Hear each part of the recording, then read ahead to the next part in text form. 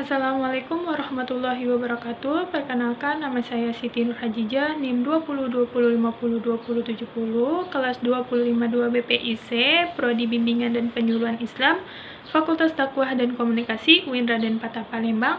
Baiklah, saya di sini akan memaparkan materi tentang perbedaan psikoterapi dengan konseling, pendekatan mental illness, dan bentuk-bentuk utama terapi. Mata kuliah pengantar psikoterapi, dosen pengasuh Haji Hendra Wijaya SAG MPDI. Baiklah, materi yang pertama yaitu perbedaan psikoterapi dengan konseling. Konseling untuk klien, sedangkan psikoterapi untuk pasien. Konseling untuk gangguan yang kurang serius, sedangkan psikoterapi untuk gangguan serius. Konseling berhubungan dengan pencegahan, sedangkan terapi dengan pengobatan. Konseling berhubungan dengan non-medis, sedangkan terapi dengan medis. Konseling berhubungan dengan kesadaran, sedangkan terapi dengan ketidaksadaran atau masa lalu. Yang kedua yaitu pendekatan psikoterapi terhadap mental illness. Pendekatan psikoterapi terhadap mental illness menurut J.V. Kalin yaitu pertama, biologikal, meliputi keadaan mental organik, penyakit afektif, psikosis, dan penyalahgunaan zat. Menurut Dr. John Grant, psikiater Amerika 1854, pendekatan ini lebih manusiawi. Pendapatan yang berkembang waktu itu adalah penyakit mental disebabkan karena kurangnya insulin.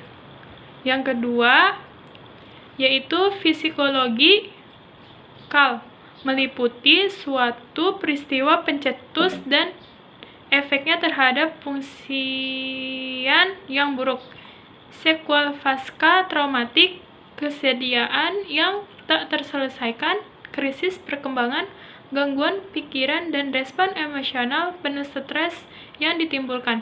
Selain itu, pendekatan ini juga meliputi pengaruh sosial, ketidakmampuan individu berinteraksi dengan lingkungan, dan hambatan pertumbuhan sepanjang hidup individu.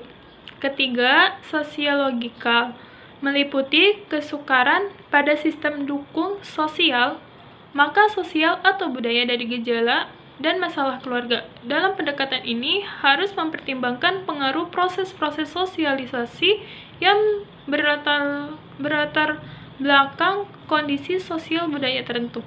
Yang keempat, filosofi kepercayaan terhadap martabat dan harga diri seseorang dan kebebasan diri seseorang untuk menentukan nilai dan keinginannya. Dalam pendekatan ini, dasar falsafahnya tetap ada, yakni menghargai sistem nilai yang dimiliki oleh klien, sehingga tidak ada istilah keharusan atau pemaksaan. Yang keempat yaitu bentuk-bentuk terapi. Yang pertama, terapi psikoanalisis. Teknik ini menekankan fungsi pemecahan masalah dan ego yang berlawanan dan agresif dari id, serta teknik yang dilakukan dengan cara mengali permasalahan atau pengalaman di masa lalu dan dorongan yang tidak disadari. Kedua, terapi humanistik. Teknik dengan pendekatan fenomenologi kepribadian yang membantu individu menyadari diri sesungguhnya. Ketiga, person center terapi.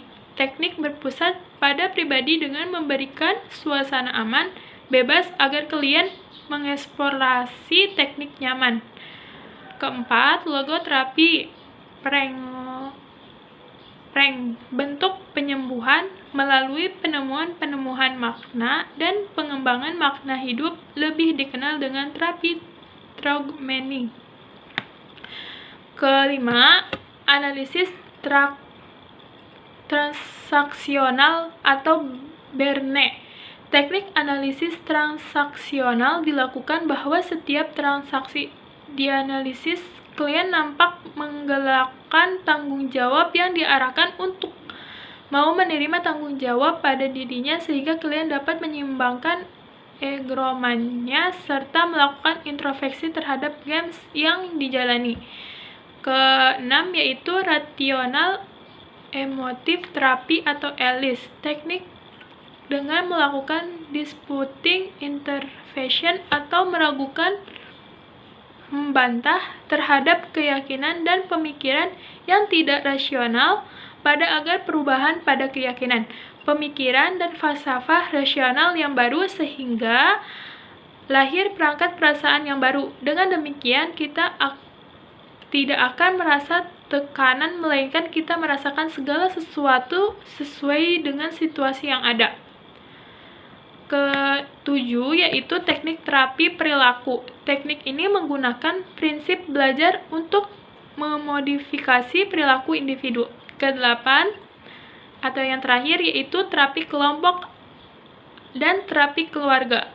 Teknik yang memberikan kesempatan bagi individu untuk mengalih sikap dan perilaku dalam interaksi dengan orang lain yang memiliki masalah serupa. Baiklah, materi yang saya sampaikan. Bila ada kesalahan kata, mohon dimaafkan. Wassalamualaikum warahmatullahi wabarakatuh.